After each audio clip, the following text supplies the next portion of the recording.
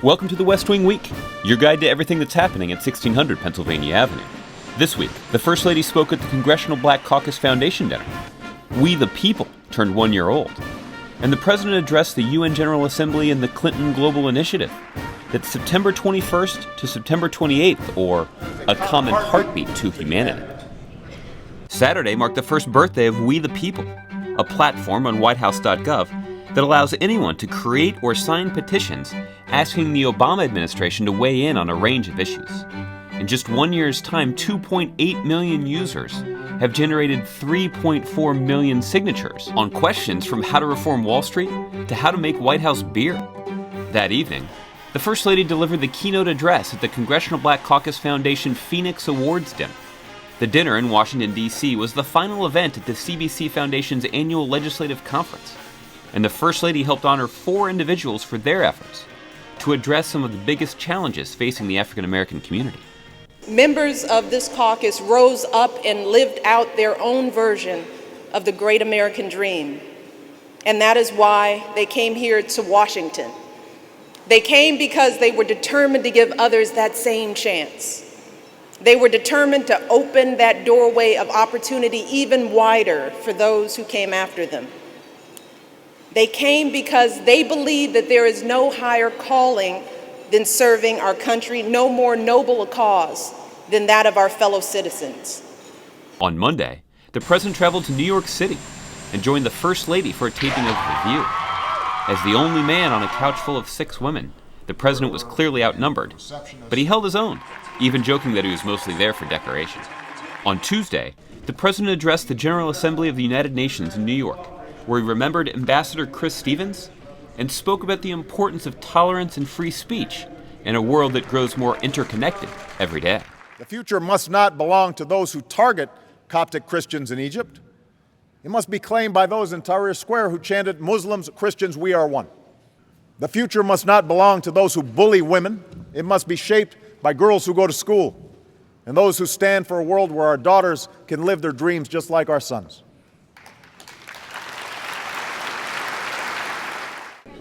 Later, the President traveled across town to the Clinton Global Initiative annual meeting, speaking about his administration's efforts to combat human trafficking and the need for the United States to take a leadership role in the global movement to end modern slavery. It ought to concern every person because it is a debasement of our common humanity. It ought to concern every community because it tears at our social fabric. It ought to concern every nation because it endangers public health and fuels violence and organized crime. I'm talking about the injustice, the outrage of human trafficking, which must be called by its true name, modern slavery. The President also had a chance to meet with 2 survivors. So proud of you. So proud of you. What's your name? How are you? So nice to see you. We're so proud of you. Thank you for all your good work. Come on. On Wednesday, we caught up with Deputy National Security Advisor Ben Rhodes to look back at the President's trip to the UN for the Rhodes travel. Hi. This week, the President traveled to New York City for the United Nations General Assembly. He spoke at the UN to the assembled leaders about the recent unrest in the Middle East and North Africa. In his speech, he made it clear that violence is completely unacceptable as a response to any type of speech, including the offensive video that has sparked protests in parts of the world. The President defended free speech as a core American value and one that has strengthened our democracy ever since our founding. And he also made it clear that the United States is going to continue to stand up for our values and our interests around the world, including successful democratic transitions that are taking place in the Arab world amidst so many different challenges. He then went on to the Clinton Global Initiative, where he spoke about our efforts to end the scourge of human trafficking. He announced some additional steps that the United States government is taking to make sure that we're doing everything that we can to combat human trafficking around the world and here in our own country. And he called upon the world to speak directly to those who've been victims of human trafficking, saying to those victims that we see them and we share their commitment to justice and to their human dignity. I think in both these speeches, the President outlined the role that the United States must play abroad, a role in which we see that there's justice done for those who would commit attacks like we've seen most recently in Benghazi against our ambassador and our other diplomats and civilians, and spoke about the United States' commitment, again, to stand up for the dignity of every single human being. So it was an important trip for the President, an important moment, again, to rise above some of the very difficult challenges that we've seen in recent days and project a vision of optimism and steady United States commitment on behalf of our values around the world.